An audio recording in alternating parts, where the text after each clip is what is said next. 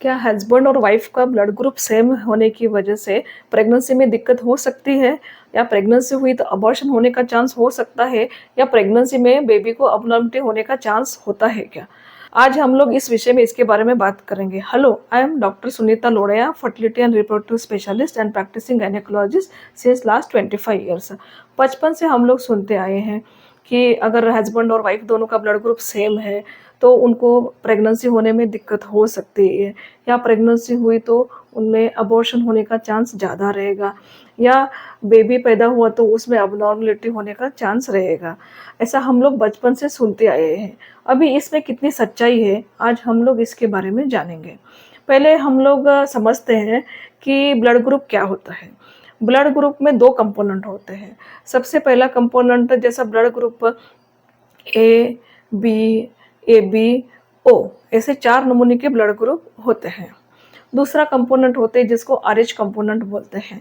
उसमें अगर ब्लड में एंटीजन आरएच एंटीजन है तो उनका ब्लड ग्रुप आरएच पॉजिटिव होता है।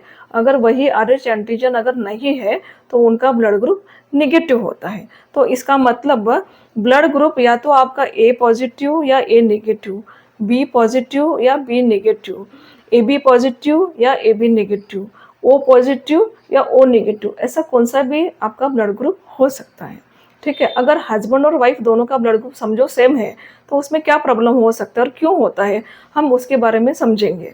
तो आपको एक एग्जांपल देती हूँ। समझो वाइफ का ब्लड ग्रुप ओ पॉजिटिव है और हस्बैंड का ए बी इसमें कौन सा भी ब्लड ग्रुप है, तो ऐसी सिचुएशन में ए बी ओ इनकम्पेटिबिलिटी होने का चांस रहता है। मतलब कैसा होता है, मदर ओ पॉजिटिव है और हस्बैंड अगर ए बी में से कौन सा भी ग्रुप है, तो कभी कभी क्या होता है, पैदा होने वाले बच्चे में जॉन्डिस होने का चांस ज़्यादा रहता है। जनरली जॉन्डिस तो बेबी को होता है लेकिन उसकी सिवेरिटी ज़्यादा हो सकती है because of A B O incompatibility.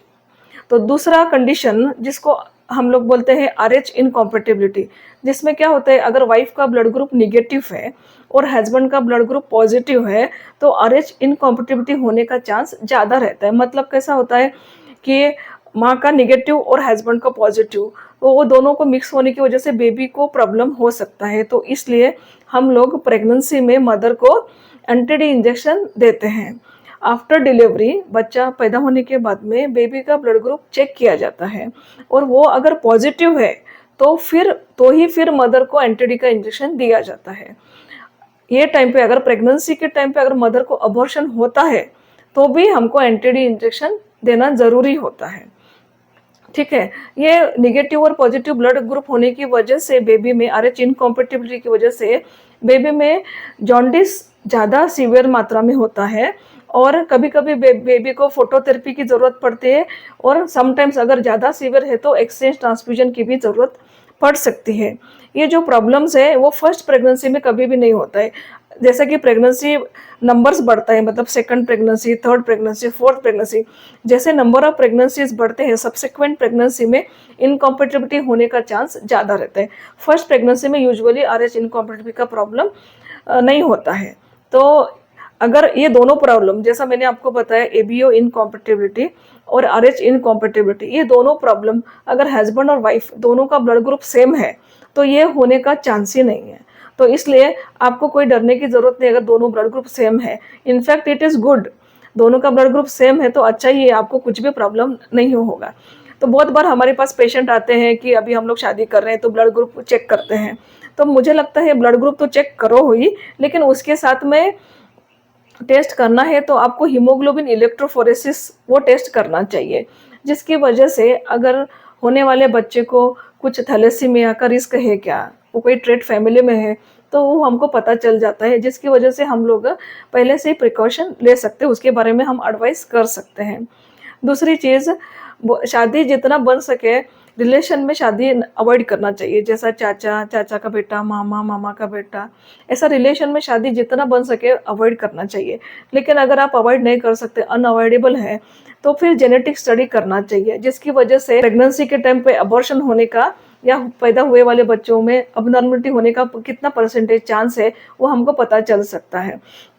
आज हमने इस वीडियो में देखा कि हस्बैंड और वाइफ दोनों का ब्लड ग्रुप अगर सेम है तो क्या रिस्क हो सकता है। तो इसका आंसर सिंपल है कि अगर हस्बैंड और वाइफ दोनों का ब्लड ग्रुप सेम है तो उनको कंसेप्शन में या कंसेप्शन होने में कोई दिक्कत नहीं हो सकती, या प्रेगनेंसी हुई तो अबॉर्शन में कोई रिस्क नहीं है, या बेबी में अबनॉर्मलिटी होने का कोई भी रिस्क नहीं है, क्योंकि ये सब चीज़ें ब्लड ग्रुप के ऊपर डिपेंड नहीं रहती है।